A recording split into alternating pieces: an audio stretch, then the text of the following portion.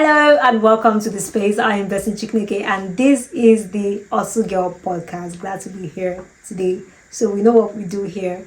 We share different insights on life, on faith, on career, and today it's about life. But before we get into the video, I'm gonna have to apologize for keeping you guys waiting last week, and I'm sure like, okay, what is happening? There's nothing this week.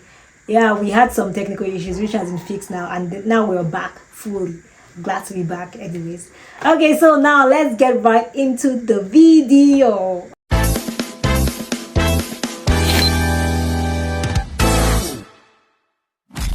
Last week I had this experience that made me think a bit about value. So an acquaintance, mind you, this acquaintance, I've known this person for the most part of my life since childhood, right? She had a request for me last week and it required some kind of financial commitment, and I was a bit hesitant to help this person, right? Same last week, I had to get a gift for a friend, right? And that gift cost me a lot, more than what this said acquaintance from childhood had requested for. But I just found that I did it with so much joy and enthusiasm. So now, while I was making the purchase, I was like, why was it hard for me to help somebody with a little amount, not as much as the said gifts had cost? After pondering, I just felt like, okay, it all boils down to value. The value that each of them brings to the table. So, on the one hand, this said acquaintance, we barely speak, so there's really no interaction, just okay, hi, hello, sort of, right? But my friend, I've known her since uni, and we've been on this from school journey to like life journey together, and she has been very, very supportive, very helpful, has helped me in so many ways. And yeah, so I think that's why it was really quite easy for me to want to do something for her despite the cost. Like I think I didn't even think about the cost like twice. Like it wasn't an issue, but it was an issue for me to give somebody else something that cost me way less, right?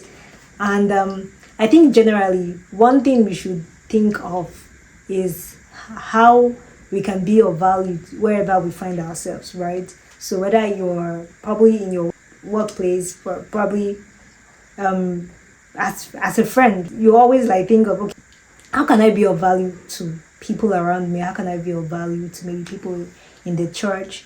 So the question now is, what do you bring to the table? If you bring only gist to the table, I don't know, for me, I feel like that is not enough. There should be, even as friends, like gisting, talking is not enough. How do you help people to become better versions of themselves? How do you contribute to their daily living, improving, and all of that? So you should find a way to make sure that you're relevant. You find yourself in an organization, how can you do things better here? How can you make sure that you become somebody that is invaluable? That everybody's happy to want to help, everybody's happy to want to do things for. So I feel like the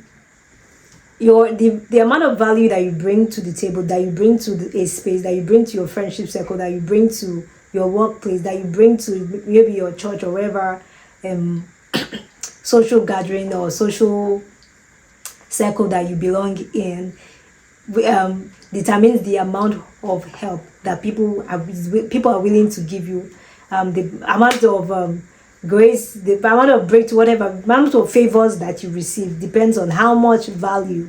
I've also heard conversations about how you see somebody who is highly placed is more willing to help another person who is highly placed compared to somebody who is like in a lower category. Like let's say rich man, poor man kind of thing, right? Where you see some people say, oh, it's very, very easy for a rich man to give a fellow rich man 500 million than to give a poor man like maybe say 10,000 or 50,000, right? And that boils down to value. If you come up to this set of people as always wanting something, always wanting something and not giving something in return, it's going to be off-putting, right?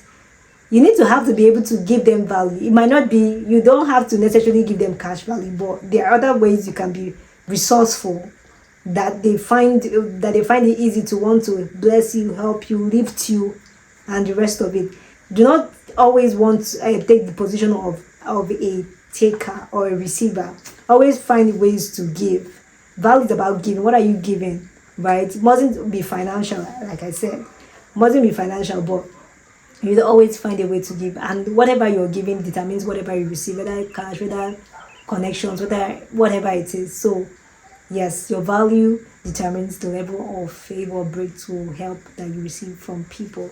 So that is it from me today. Learn to be invaluable. Learn to bring value to the table wherever the table is set. I'll say that again. Learn to bring value to the table wherever the table is set. So this is it from me today. Until I see you next week, I remember Blessing Chukwuneke, and this is the Hustle Girl Podcast. Bye.